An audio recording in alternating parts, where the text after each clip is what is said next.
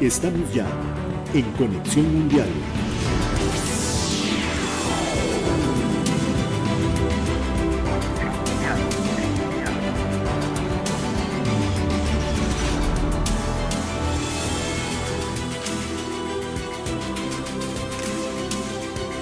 Hola, saludos, buenas tardes. Gracias por acompañarnos en Conexión Mundial, el primero del año 2022. Yo soy Elki Méndez. Y yo soy Luis Ibarra. Mi compañero, mi dupla perfecta en este programa. Y contentos, ¿verdad? Ya le hacía falta, ¿verdad? ¿Conexión Mundial? Sí, estar aquí los viernes en la noche. Bueno, en la tarde-noche. Tarde-noche en Costa Rica, noche en muchos países de América también, y pues otro día en otra parte del mundo. En otras partes del mundo. Sí, bueno, estamos de regreso ya para este 2022, que esperamos sea un año muy noticioso, muy informativo, y que pues nos puedan acompañar y se vayan sumando más a las redes sociales, que esperamos también este año vayan creciendo. De momento no está de más desearles un feliz año y agradecerles a los que nos acompañaron en el inicio de este proyecto en el 2021, y esperamos que siga creciendo. Esperamos que sí, esperamos tener nuevas ideas, nuevas sorpresas, como usted dice, Luis, también ampliar nuestras redes sociales, recordarles que sí tenemos también nuestros podcasts, tratamos de hacerlo constantes. Ya tenemos uno también de este año que habíamos hecho incluso antes de empezar el programa Conexión Mundial 2022, precisamente sobre un tema de El Salvador que ocurrió hace algunas semanas.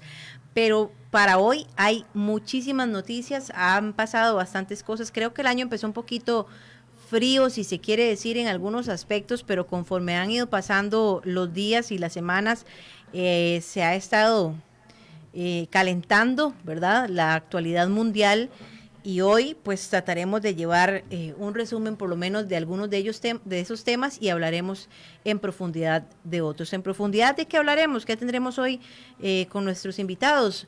De la consulta de revocatoria que lanza el presidente de México, Andrés Manuel López Obrador, quien pues en abril propone se haga una consulta entre los mexicanos para ver si sigue o no en su mandato. Ya vamos a tener un invitado especial, un internacionalista desde México, que nos va a ampliar esto.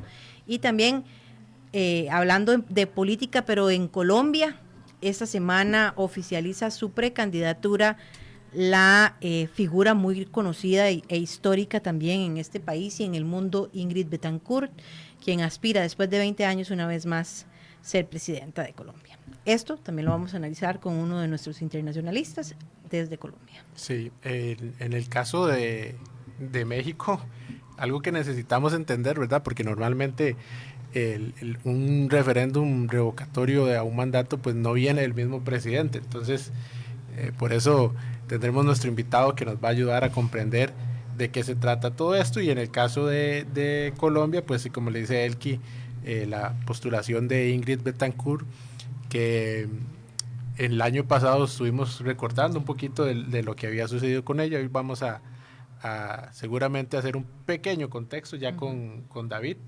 y bueno, vamos a ver también qué futuro le puede esperar a Colombia y a Ingrid Betancourt en esta etapa que ella ya de la política era muy conocida, muy común, era congresista. Sí, y también fue aspirante a la presidencia de Colombia cuando sí. La secuestraron, precisamente, sí. Y parte de lo que ella dice, de las razones por las que la secuestraron, es porque ella intentaba de alguna forma erradicar la corrupción y buscar mejorar las condiciones de seguridad y del crimen en narcotráfico. Pero bueno, ya también David nos va a ampliar un poco acerca de este nuevo escenario, 20 años después, una mujer muy valiente, me parece a mí admirable la decisión que ha tomado recientemente, y pues interesante también de analizar, me parece. De momento vamos a pasar a otros temas que también suceden han estado sucediendo. ¿Con cuál quiere comenzar? Yo creo que podríamos empezar con Tonga, porque también Tonga tuvo cierta repercusión en Costa Rica. Recuerdo que el fin de semana pasado hubo una alerta aquí de fuerte oleaje. Costa Rica y muchos países. Sí, en muchos países, en de- todos de- los de países que América. tienen costas en el Pacífico. Ujú. Estuvieron en alerta precisamente por una erupción de un volcán submarino en la isla de Tonga que desencadenó también un tsunami, no solamente por la erupción como tal, sino también tras la caída de material volcánico, que eran rocas además que alcanzaron mucha altura, venían, descendían a una gran velocidad, ¿verdad? Y el choque en el océano, pues eso también hacía grandes movimientos de agua, más Sí, el viento hay- que propició un tsunami que casi que devastó o afectó el 80% de las zonas y la población de Sí, Tonga. hay que entender o visualizar tal vez la conformación del volcán, ¿verdad? El volcán, este volcán submarino está entre dos porciones de tierra o de islas pequeñas llamadas, una se llama Unga Tonga y la otra Unga Hapai. Ujú. En el centro de esos dos pedacitos de tierra está el cráter, que es en ese momento o antes de la erupción, estaba completamente tapado por el mar. Lo que empieza a suceder es que el magma empieza a subir a la superficie y logra romper y empieza a tener un contacto con el agua, y ahí es donde se hace la reacción que propicia que la erupción sea tal vez de una magnitud impresionante, que Para hasta tener- ahí estamos viendo los que nos acompañan en el Facebook de Radio Nacional imágenes satelitales que se pudieron captar desde el espacio también del tamaño de la erupción, y algunas imágenes de antes y después de islas aledañas, porque es un archipiélago, son bastantes islas, tal vez no muy pobladas, pero sí estábamos leyendo que, por ejemplo, la Cruz Roja estima una afectación de unas 80,000 personas solo hecho, ahí en como, la como, región. como datos de la erupción, se puede decir que alcanzó 20 kilómetros de altura, que alcanzó 260 kilómetros de longitud, lo que significó también un impacto bastante importante en islas cercanas, y tardó 8 minutos. Fue una erupción bastante grande que, según expertos, ocurre cada 900 años, una vez cada 900 años, y en esta ocasión sí estaba, para los expertos que estudian los volcanes, y precisamente en estas zonas del Pacífico y los volcanes submarinos que tienen cierta particularidad, y este además, como usted lo explicaba, Luis, porque sí es como decir, como un caldero. Sí, correcto. Y ya sí estaba en el radar de los expertos que este evento ocurriera. Luego, además de la dificultad, de la emergencia con la erupción, existe una dificultad para enviar suministros, para enviar ayuda. Inicialmente uno pensaría, pues diría que con aviones o helicópteros es más fácil llegar o más rápido. El problema que se tenía es que el aeropuerto quedó totalmente lleno de ceniza, y bueno, nosotros lo hemos visto aquí en nuestro país cuando uno de los volcanes hace erupción, que a veces se cierra el aeropuerto precisamente porque la ceniza puede afectar a los aviones. Aquí sucedió eso con una cantidad de ceniza impresionante, y se necesita que desconozco eso sí, si en este momento ya lograron limpiar la Sí, pista. ya estaba llegando pero ayuda humanitaria. hoy tenían que llegar dos embarcaciones, una de Australia, si no me equivoco, y Nueva Zelanda, con suministro. La de Australia traía agua. Y China también estaba acercándose ya. Y bueno, y apenas se pudiera limpiar la pista, pues ya iban a empezar a llegar aviones también de Australia y de Nueva Zelanda con ayuda humanitaria. Entonces, es interesante porque tal vez para quienes no están viendo las imágenes, dimensionar, e incluso cuando vemos las imágenes de la isla cubierta de ceniza no podemos imaginar, pero estamos hablando de que toda la superficie tiene por lo menos 2 centímetros de capa de ceniza. Y visualicemos nosotros sobre una mesa, sobre la casa nuestra, sobre la carretera, 2 centímetros de ceniza. Uno pensaría la barro, pero ¿hacia dónde? Si el resto de la zona está exactamente igual cubierta de ceniza. Y lo que se vuelve también muy interesante es hay dos escenarios interesantes en esto que a mí me llamaron muchísimo la atención.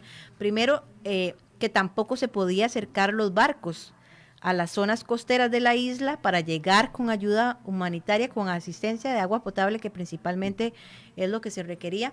Entonces empezaron a desarrollar una estrategia de acercar los barcos hasta donde se pudiera y que personas buceando se fueran acercando un poco. Lo que pasa es que hay cierta resistencia de parte de los habitantes de la isla y del gobierno de que se llegue con ayuda humanitaria, porque en Tonga solo hay un caso de COVID desde que inició la pandemia. Y eso ha sido por las medidas rigurosas que ellos han estado utilizando. Entonces ellos se resisten a que la ayuda humanitaria que llega a esta isla pueda generar un problema mucho mayor. Es una isla con una población de 100,000 habitantes.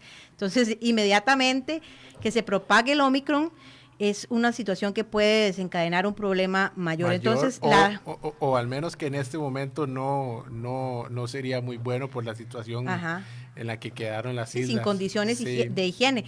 Entonces, la asistencia estaba llegando sin contacto humano.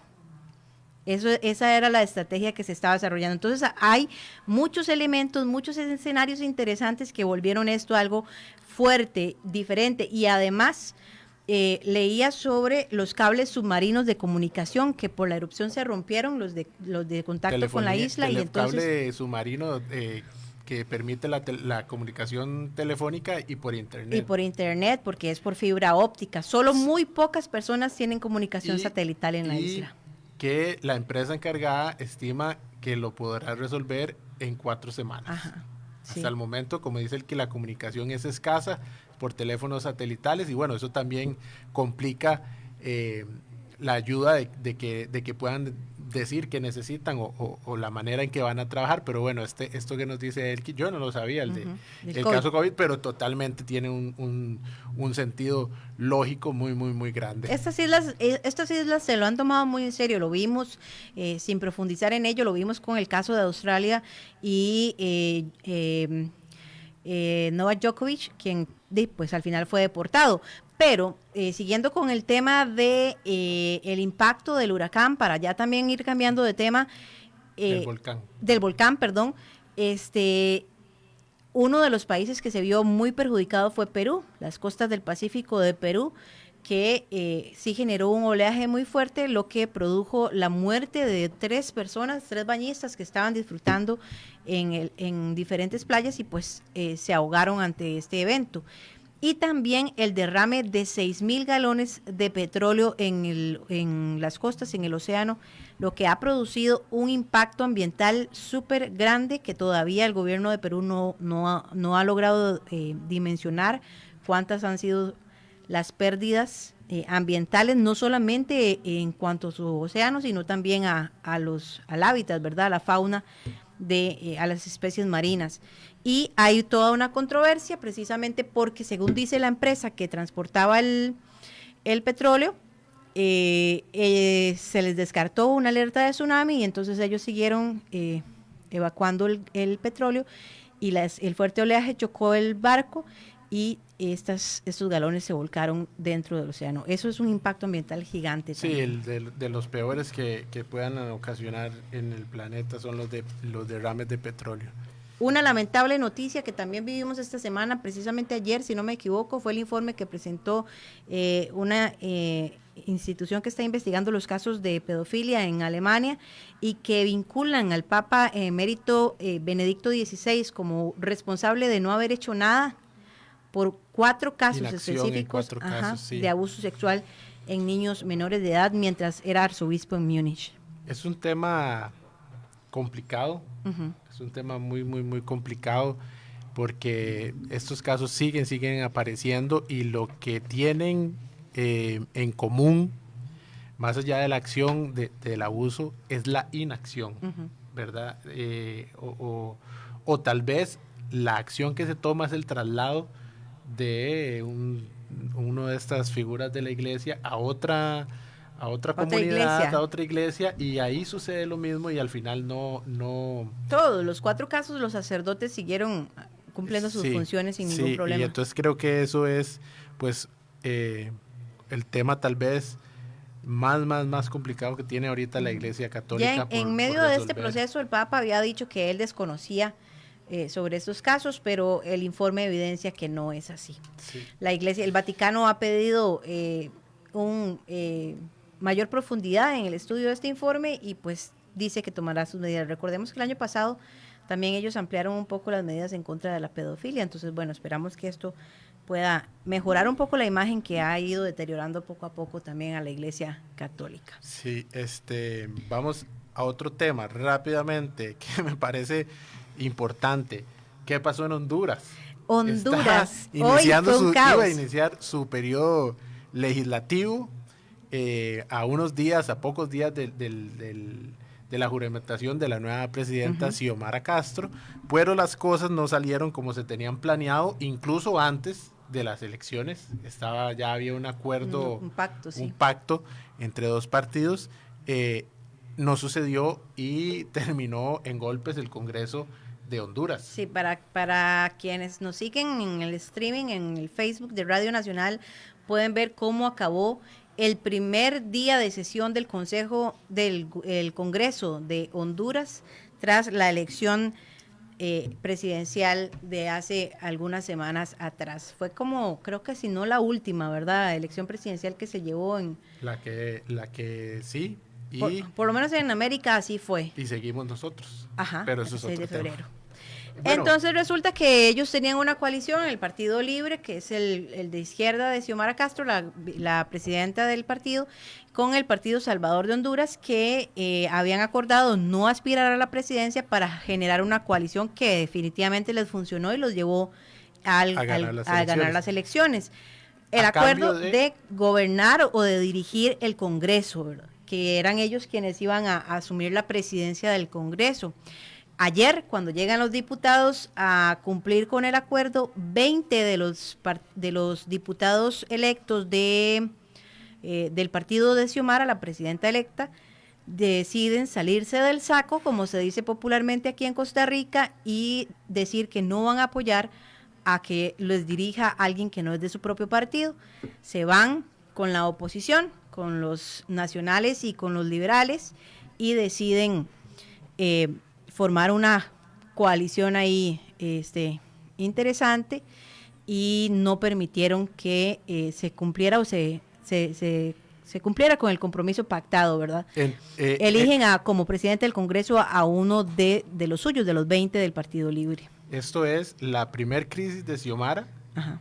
Antes de ser presidente de Honduras. El 27 de enero es la toma. Ya tiene su primer problema, su primer crisis, no ha sido juramentada y se la dio su propio partido. El día de la traición, dice Xiomara Castro, y ella dice que no va a ser juramentada en la toma de posesión por ningún otro congresista que haya encabezado esta traición, que ella esperaba que fuera según lo pactado, entonces que será un juez quien le tome juramento a la hora de hay asumir. Un detalle que nos compartía nuestro colaborador Byron. Byron Manguera. Tenía una observación muy interesante. Es interesante porque él dice que, primero, que es muy difícil gobernar, ¿verdad?, en un proceso así, y que esa inestabilidad política que se genera en el Congreso se repite justo muy parecido a lo que ocurrió en el momento en el que se destituye a Manuel Zelaya, quien fue presidente en ese momento, que recordamos llegó acá a Costa Rica,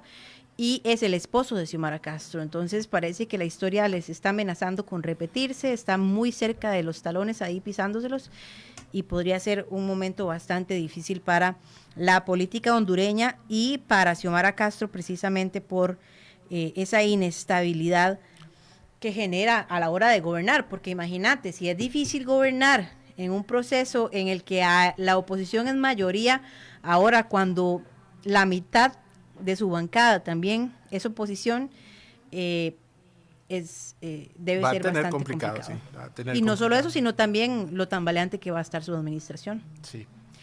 Y por último, en el repaso que hacemos siempre al inicio del programa, Rusia y Ucrania no cesa la tensión. Recordamos que el año pasado fue uno de nuestros últimos programas, hablamos de la crisis que se enfrenta entre estos países en la frontera y que involucran a todos los países de Occidente, Estados Unidos, la Unión Europea.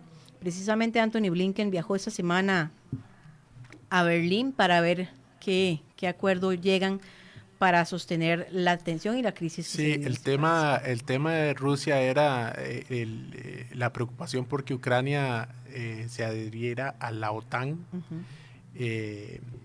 Y pues bueno, lo que hicieron parecer como prácticas o entrenamientos militares, pues se vio como una movilización de tropas a la frontera, al territorio cercano de Crimea, que siempre ha estado en disputa.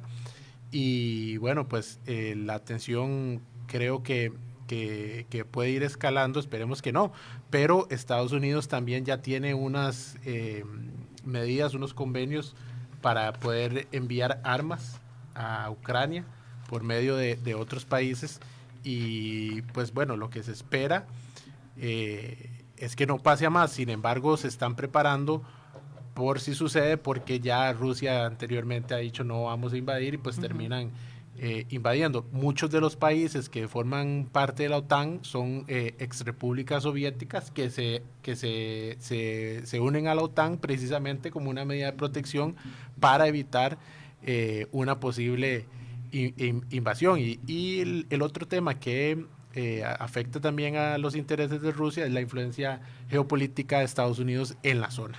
Sí, bueno, aunque no hay un avance, por decirlo de alguna forma, hacia una guerra, sí dentro de Ucrania ha habido desde el 2014 una guerra civil, si se quiere llamar de esta manera, en donde han fallecido más de 14,000 personas entre separatistas prorrusos y el mismo gobierno de Ucrania.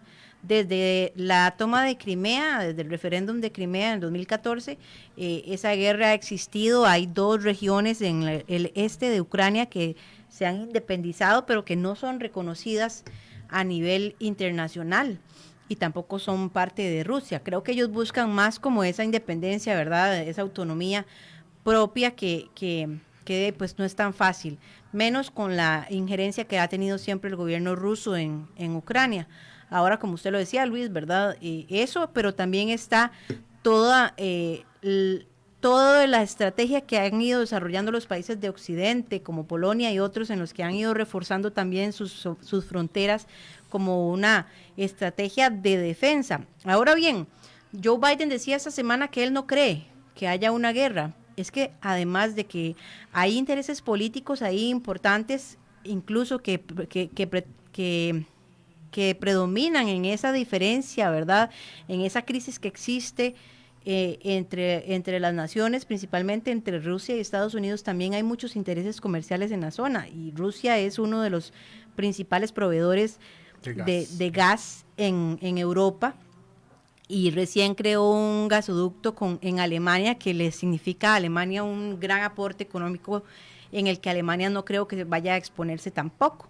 Entonces, pues es una tensión que ha estado ahí, pero que al final, ya que podemos llevar un mes desde que incrementó las tropas rusas en la frontera con Ucrania, y no ha pasado más que eso. No, sin embargo, también Joe Biden dijo que esta vez, si sucedía algo, su respuesta no iba a ser tan sutil, pasiva como en el 2014. Pero bueno, vamos a corte. Vamos a hacer nuestro primer corte para venir con uno de nuestros temas de fondo. México. Con México y nuestro invitado especial. Regresamos, y como lo habíamos hablado antes, al principio del programa, en México, por lo menos a mí, Luis, me surgen muchísimas interrogantes ante esta consulta de revocatoria del gobierno de Andrés Manuel López Obrador, principalmente porque es quien propone esta iniciativa, pero para analizar un poco y que nos explique un poco también cuáles son las razones y demás, está con nosotros el internacionalista mexicano Carlos Noricumbo. Carlos, bienvenido a Conexión Mundial. Hola, ¿qué tal? Muchas gracias por la invitación y un saludo a su audiencia. Carlos, creo que lo más importante es entender, ¿verdad?, ¿por qué Andrés Manuel López Obrador, presidente de México, propone esta iniciativa, promueve la misma iniciativa y hasta intenta ser posible que se lleve a cabo con las firmas?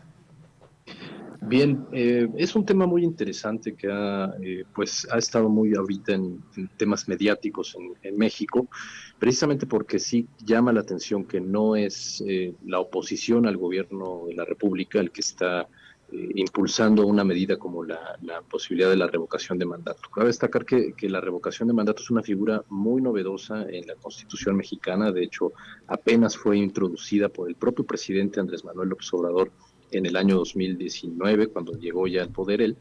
Y él apenas iniciando su gobierno había sido una promesa de campaña, y desde muchos años atrás en sus campañas anteriores, desde el año 2006 que intentó llegar por primera vez a la presidencia, él siempre propuso esta figura de revocación para que a la mitad del mandato, que en México pues son 6 años, se pudiera realizar esta consulta. Esta propuesta pues era una de las bases sustanciales de las propuestas del presidente, y la hace realidad al enviar pues al legislativo la propuesta. Se logra este cambio constitucional, y posteriormente tarda un poco, casi más de un año, la ley reglamentaria de este artículo constitucional que le permite pues a la ciudadanía generar esta revocación. Esta figura, como digo, además de ser novedosa, pues nunca se ha llevado a cabo, pero sí el presidente siempre la ha tratado de impulsar, y en esta ocasión pues se toman en muchas medidas políticas. Una de ellas es que el propio presidente, muchos analistas consideran que ha sido un excelente candidato toda la vida, pero evidentemente pues ha tenido algunas deficiencias como gobierno, con algunos claroscuros en el gobierno federal, y que esta figura la está impulsando él mismo o su partido, precisamente para continuar en una campaña política, por así decirlo. Cabe destacar que la ley de revocación de mandato que fue aprobada para esta figura no permite que sea otro organismo u otro actor que más que el propio Instituto Nacional Electoral acá en México, que sea quien impulse lo mediático al proceso de revocación. Es decir, ningún partido político, ningún actor o empresa o grupo o agrupación puede generar alguna publicidad en torno al tema, solamente lo puede realizar el instituto. Por lo tanto, evidentemente el presidente tampoco puede impulsar que el sí o el no. Es decir, podríamos decir en muchos sentidos que el propio presidente lo está impulsando para mantenerse en el ámbito mediático pues a nivel nacional, en torno a muchos otros temas que están afectando evidentemente su administración, como la inseguridad, la cuestión económica que se ha visto en todos lados, pero en México se ha visto muy afectada, y el tema de salud de la pandemia. Más o menos por ahí va el sentido del por qué el propio presidente lo está impulsando. Carlos, muchas gracias por acompañarnos. Ahorita que dices esto de la situación económica, me gustaría saber, según tenemos entendido, son cerca de 1.738 millones de pesos lo que el INE está solicitando a la Secretaría de Hacienda, cerca de 83 millones de dólares. ¿Cuál es la percepción? Claro. Sí, es un monto importante para realizar este referéndum. Efectivamente, eso es por parte del partido oficialista y de los grupos oficialistas y el propio gobierno federal. Ese es uno de los puntos de crítica hacia el propio Instituto Nacional Electoral. Cabe destacar que el Instituto Nacional Electoral es un órgano autónomo en México. Eso quiere decir que es un órgano que no está supeditado a ninguno de los tres poderes federales, al Ejecutivo, al Legislativo y al Judicial, sino que es un órgano constitucional autónomo. Tiene propia autonomía, tiene su propio presupuesto, su propio consejo, que es el Consejo Electoral, y un propio presidente. Esto pues se da a partir de los años 90 en México para eliminar pues las figuras de posibilidades de fraude que fueron muy criticadas en muchos momentos de la historia en México, y este instituto ha generado muchísimo avance en el ámbito democrático en nuestro país. Sin embargo, también ese ha tenido un costo altísimo para el erario público, y es muy criticado por parte en su momento por los opositores al instituto en los años 90, en la década de 2000 y 2010, y por supuesto fue criticado por el propio presidente, presidente por ser un organismo muy caro. De hecho, es uno de los organismos que tienen un ejercicio público de gasto público muy elevado a nivel mundial, en comparación evidentemente con otros países. Y esta razón pues ha sido también generador de críticas al interior del Poder Legislativo, porque el propio instituto tiene pues casi el mismo presupuesto que tuvo el año pasado, que fue un año electoral, un año de elecciones intermedias, y que en esta ocasión, aún así con el mismo presupuesto, el propio instituto se pueda, o sea, sin ser un año electoral, quiera más dinero. Y en ese sentido es la crítica que viene desde la administración federal hacia el instituto, porque evidentemente no solo están pidiendo los 1.500 millones de pesos que estás hablando, están solicitando supuestamente para hacer la consulta de una forma completa, están solicitando 3.000 millones de dólares, lo que estamos hablando de casi 120, 130 millones de, perdón, 3.000 millones de pesos, lo que serían 120 millones de dólares. Entonces sí es una cifra bastante elevada y el presidente ha sido muy crítico para esta situación y también por parte del Poder Legislativo del partido en el gobierno, que en el sentido de que sigan teniendo el mismo presupuesto y en un año electoral, no puede ser que en un año electoral se ejecute el mismo presupuesto que en un año que no hay elecciones y aún así pidan un poco más. Por ahí viene la crítica en el tema del ejercicio del gasto público. Carlos, bueno, con esta noticia y con este progreso que ha tenido esta consulta y es la posibilidad de que se realice, pues genera muchísimas interrogantes, ¿verdad? Principalmente,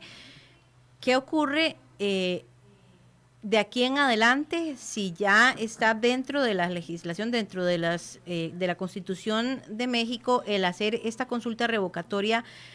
En un futuro, en este momento, aunque usted lo dice, ¿verdad? El INE es el que hace el único que puede hacer esta solicitud.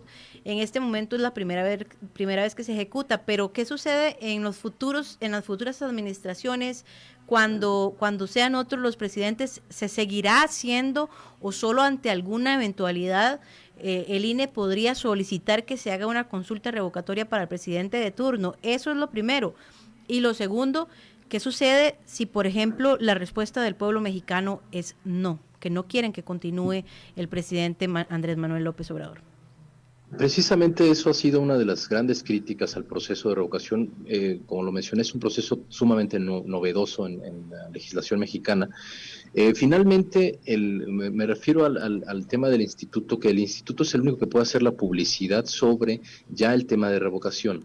Sin embargo, para solicitar el revocatorio, la ley y la Constitución prevén que sea la propia ciudadanía con el 3% del padrón electoral el que juntando un determinado número de firmas se pueda realizar esta solicitud. Esta solicitud viene desde la ciudadanía y estas firmas se presentan ante el Instituto Nacional Electoral y es el instituto el que verificará las firmas y posteriormente determinará si el proceso puede darse inicio o no se da inicio. En este caso ya casi está completo el proceso de firmas, es decir, el presidente no las ha juntado, han sido diferentes organizaciones de la sociedad civil vinculadas, por supuesto, al movimiento del presidente, pero que son propias organizaciones no gubernamentales y organizaciones de la sociedad civil que han estado juntando firmas en todo el país para juntar las suficientes y presentarlas ante el instituto.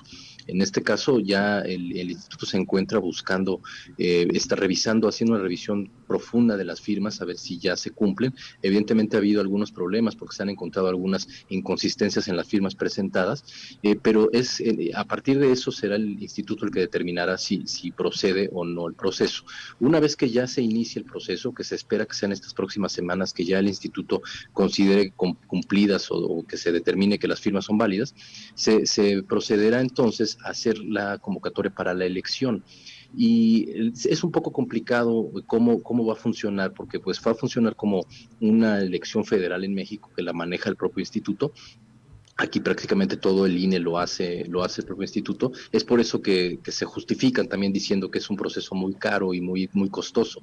Y en este sentido, a partir de que se determine si las firmas son válidas, en caso de que se llevara a cabo el procedimiento de revocación, la ley que regula esto determina que únicamente puede ser vinculante en el caso de que el sí o el no acerca del proceso de revocación sea a partir del 40% de la gente que salga a votar. Si no es el 40% de la lista nominal que sale a votar, no es vinculante en ninguno de los dos sentidos, ni tanto el sí ni el no. Y es muy difícil alcanzar un 40%, son alrededor de 70 millones de personas actualmente lo que estaríamos hablando de que tendría que pueden ir a votar. Estamos hablando de una cantidad muy grande del padrón electoral como para poder cumplir las determinantes de ley que permitirían la revocación. Don Carlos, perdón, ¿el 40% del padrón electoral o de los que vayan a votar? No, hay que recordar aquí que en México solamente puede votar la gente que esté registrada ante el Instituto Nacional Electoral, pese a que la propia Constitución prevé que sí todo ciudadano puede votar, sí es necesario que se cuente con una credencial de elector expedida por el Instituto Nacional Electoral, que es la principal identificación oficial en México. Y en ese sentido solamente se considera el padrón electoral aquellas personas que tienen esta credencial válida. Es decir, no son los 120 millones de personas que habitan en México, no puede votar los 120 millones, sino que vota el padrón electoral registrado y son alrededor de 80 millones actualmente. Ok, nos comentas de aproximadamente 70 millones de personas serían. Sí, para que el proceso de revocación pudiera ser fructífero, en todo caso tendrían que votar más de 30 millones de personas. Ok, estamos hablando, sí, de un número muy importante y lo tenemos que contextualizar en medio de la pandemia también. Así es. Eso podría hacer que la gente no tenga mucha intención de salir a votar tampoco. Sí, precisamente es un tema que se vivió el año pasado, en 2021, que hubo elecciones intermedias federales en México, en donde también hubo una muy poquita participación, e incluso se llevó a cabo también el año pasado la consulta popular por primera vez, que también es un procedimiento constitucional propuesto en principio por el presidente López Obrador, en donde se consultó a la ciudadanía si se querían que los presidentes o los funcionarios de gobierno del pasado fueran juzgados por sus crímenes del pasado, que en realidad la consulta original era sobre los expresidentes si querían que se juzgaran o no. En ese sentido también ya aplicó esta ley y pues no se alcanzó ni siquiera el 10% del padrón electoral, entonces estamos hablando de que durante este ejercicio también sería muy difícil alcanzar algo así. Don Carlos, solo para concluir, sería una inversión muy grande para una actividad, una consulta que tendría muy pocos resultados, quizás. Muy pocas ganancias, tal vez, sí. Efectivamente, esa es la crítica que viene desde la oposición al gobierno, que es un ejercicio sumamente costoso, además en un contexto de emergencia sanitaria, en un contexto económicamente pues bastante débil para el país, y en donde realmente ni siquiera es la propia oposición o la ciudadanía la que está haciendo la consulta. Y el presidente Sin embargo, sí, sin embargo, también es un tema que, como dicen, para el futuro podría ser un precedente para, en el caso de que llegara al poder otro partido que no fuera el partido actual del presidente López Obrador, pues pudiera llevarse a cabo una consulta futura. Esto sentaría un precedente pues para la próxima administración y pues obviamente también la oposición tampoco está muy contenta con ello. Perfecto, don Carlos, muchísimas gracias por habernos acompañado esta noche en Conexión Mundial. Pues muchas gracias a ustedes y un saludo a todos. Bien, nosotros hacemos una breve pausa y ya casi venimos también con nuestro amigo David Cárdenas, quien nos va a ampliar ahora la situación política, pero en Colombia. Ya venimos. Conexión Mundial. Continuamos y ya el último tema de profundidad, Colombia. Lo habíamos hablado ahora sobre el lanzamiento, la oficialización que hizo Ingrid Betancourt esa semana de la precandidatura y de sus aspiraciones a ser la presidenta de Colombia. Vamos, antes de hablar con David, a pedirle a don Jorge si nos pone por favor el audio de Ingrid Betancourt en donde oficializa su precandidatura esta semana.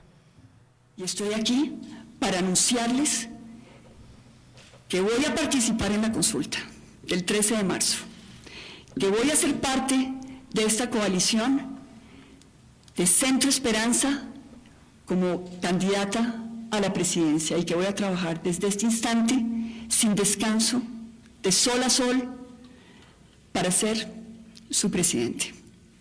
Pero es que el sistema de corrupción que impera en nuestro país solo le reconoce los derechos a los bandidos. Solo ellos pueden reclamar, solo ellos pueden ser protegidos. Conexión Mundial. Y pues hoy tenemos el gran gusto de estar con David Cárdenas abriendo el año 2022. Con usted lo despedimos también. David, buenos días, buenas tardes más bien, buenas noches para usted. Muy buenas tardes a todas y todos. Muchas gracias por la invitación. Qué chévere volvernos a encontrar acá en este año que empieza. David, una gran curiosidad generó la oficialización de Ingrid Betancourt esta semana, por lo menos fuera de Colombia. ¿Cuál fue la impresión que dejó dentro de Colombia? Pues el caso de Ingrid Betancourt resulta paradigmático y muy particular en la política colombiana. Como ustedes se recordarán, pues Ingrid Betancourt se volvió también como una figura internacional bastante importante después de haber sido secuestrada por FARC en la primera década del siglo XXI, y a partir de eso pues, se fue constituyendo en un símbolo de lo que representaba el flagelo del secuestro durante pues, los años que duró su cautiverio. Fue liberada en una operación bastante polémica llevada a cabo por el Ejército Nacional, y a partir de eso empezó un camino que no se veía claramente que tuviera una aspiración política, y eso es lo que más sorprendió en el caso particular de la política interna colombiana. Ingrid Betancourt, si bien es una líder reconocida internacionalmente, nacionalmente ha sido tenida muy con prudencia a la hora de los análisis políticos, teniendo en cuenta primero que en un primer momento ella se fue del país. Ella estuvo en Francia, pues ella es ciudadana francesa también, entonces estuvo en Francia durante varios años y posteriormente regresó. Cuando regresó, planteó la necesidad de hacer una demanda en contra del Estado, solicitando una suerte de reparación económica por su secuestro, y eso sentó muy mal en ciertos sectores de la población colombiana. Tan así fue el caso que ella se vio obligada en algún momento a retirar esa demanda, porque efectivamente eso generó pues, unas fuertes críticas a pues, a la forma en la cual se había planteado una demanda, teniendo en cuenta que fue el Estado colombiano el que la rescató también del secuestro. Así las cosas, ella vino a ocuparse ahora como una suerte de jefa de debate en una de las 3 coaliciones presidenciales que en este momento se están disputando la carrera para la presidencia, que se definirá este mes de marzo.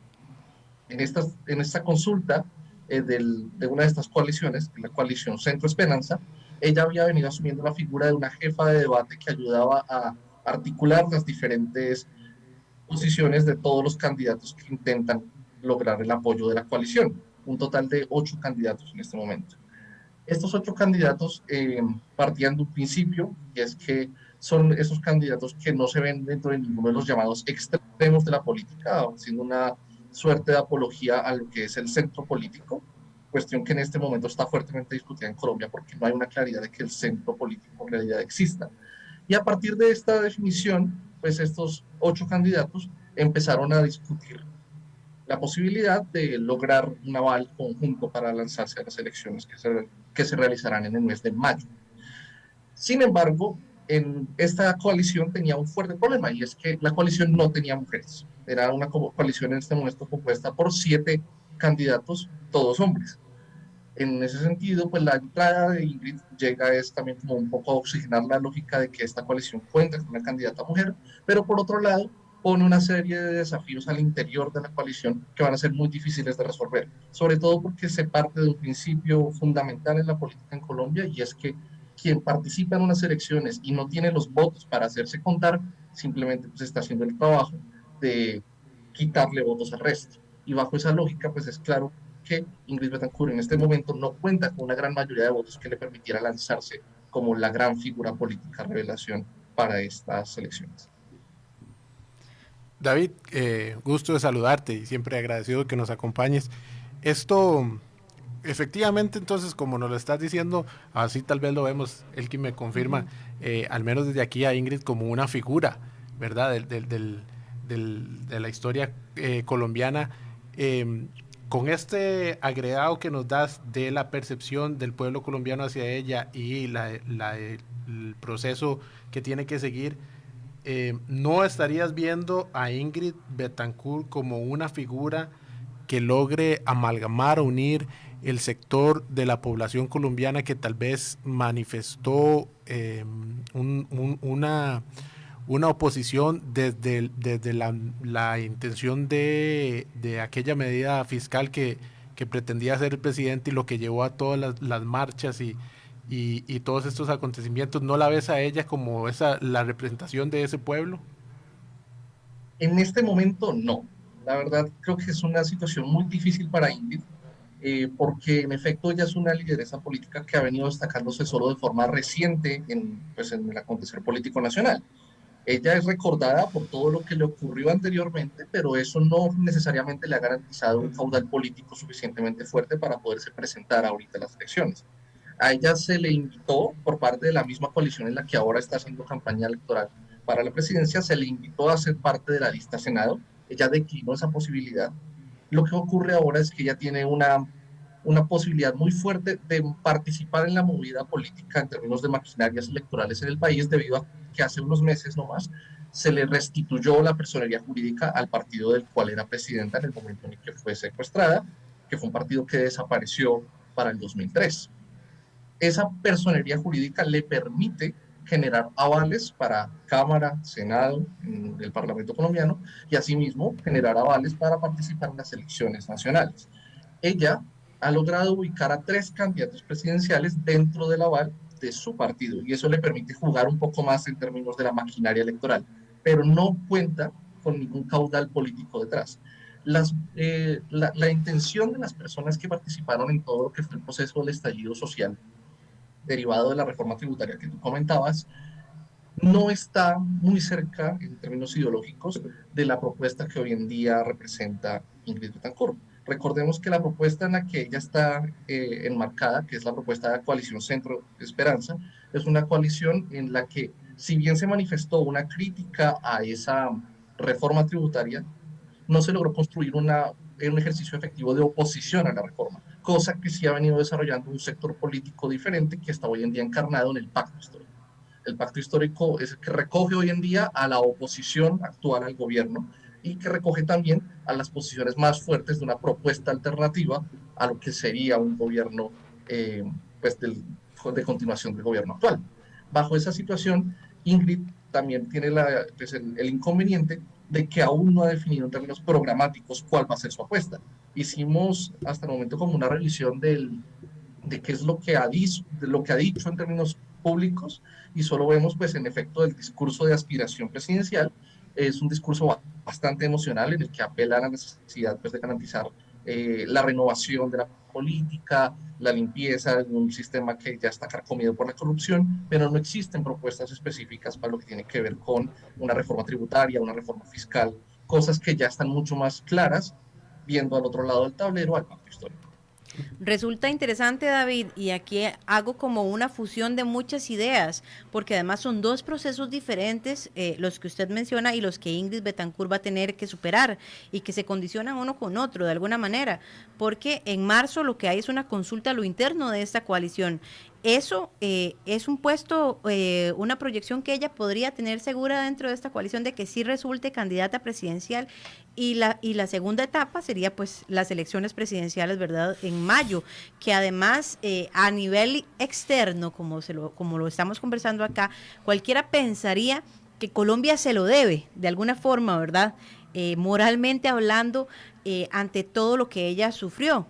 Sin embargo, si ya nos vamos a profundidad escuchándote y escuchando también a muchas otras personas y un poco más a fondo la historia, también fue muy criticada ella y no todo el mundo tuvo esa misma percepción de lástima, por decirlo de alguna forma, hacia ella. Incluso se le señaló de que eso era algo que ya estaba montado en su momento. Y además, cuánto repercute el que ella estuviera 13, o sea, dejó sus tierras, como quien dice, le dio la espalda a Colombia en su momento, entendible, no habría por qué no entenderse, pero es como raro que después de 13 años de estar fuera del país venga a querer presidir un país en el que no ha sido una persona socialmente activa, ni política tampoco.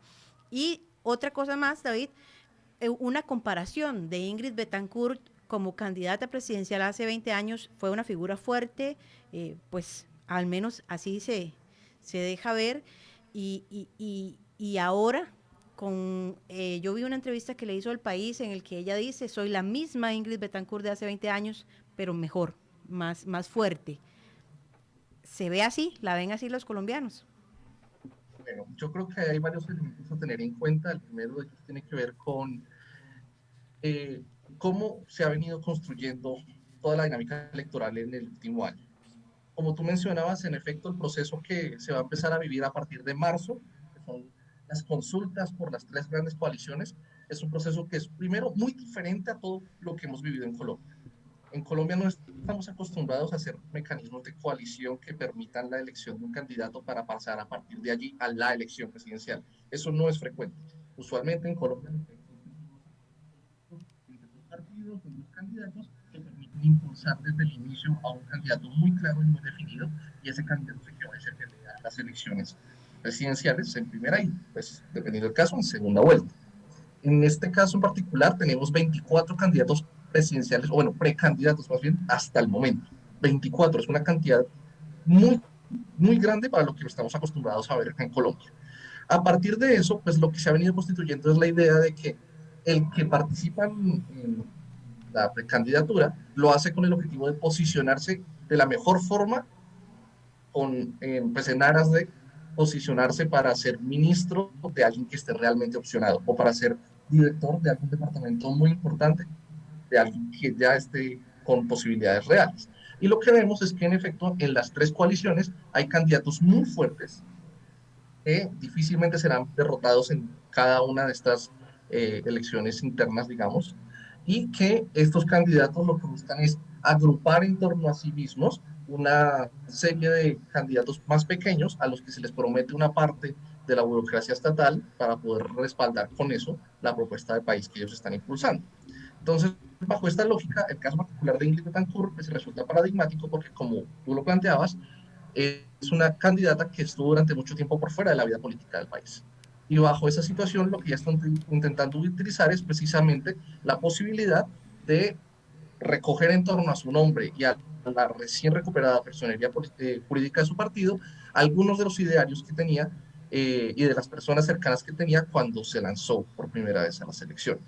Dicho esto, Ingrid Betancourt fue en su momento, al inicio del siglo XX, una figura importante en términos de las elecciones, pero a la hora de hacer el análisis electoral de lo que implicó su participación en las elecciones de 2002, que fueron las elecciones en las que ella fue secuestrada, vemos que no logró ni siquiera posicionarse entre pues, el top 3 de candidatos que se disputaban en ese momento las elecciones.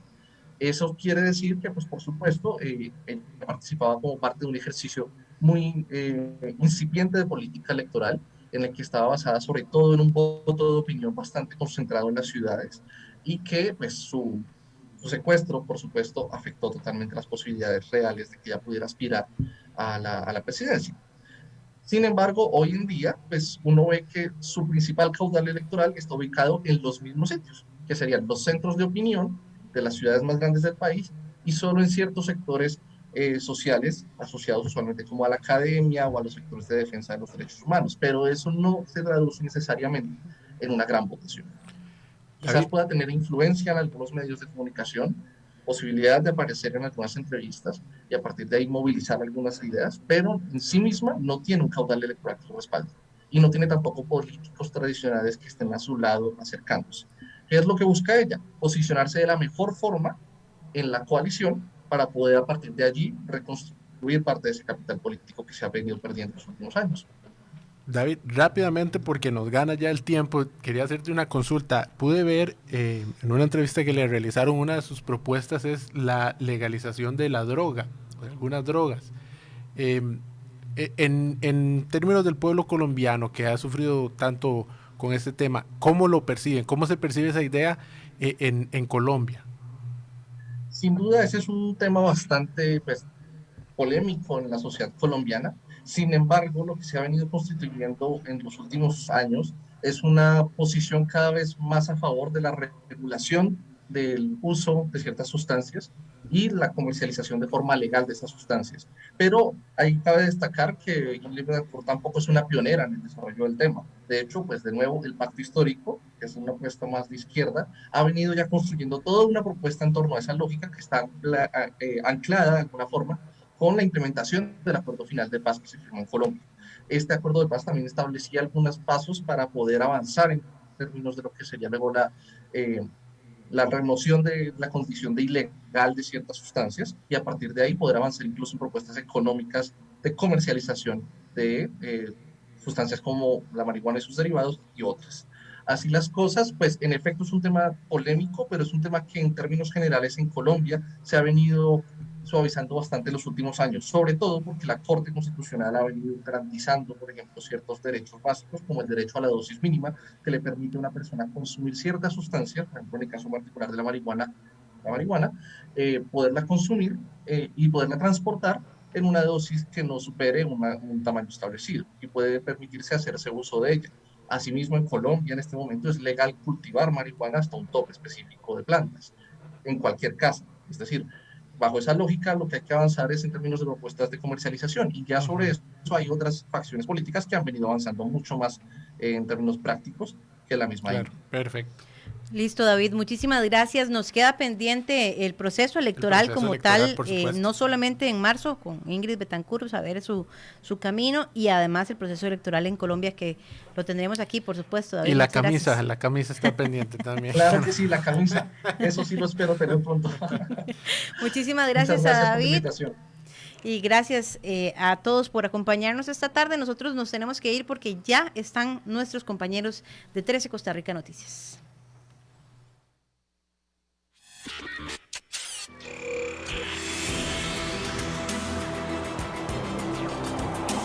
Nos despedimos.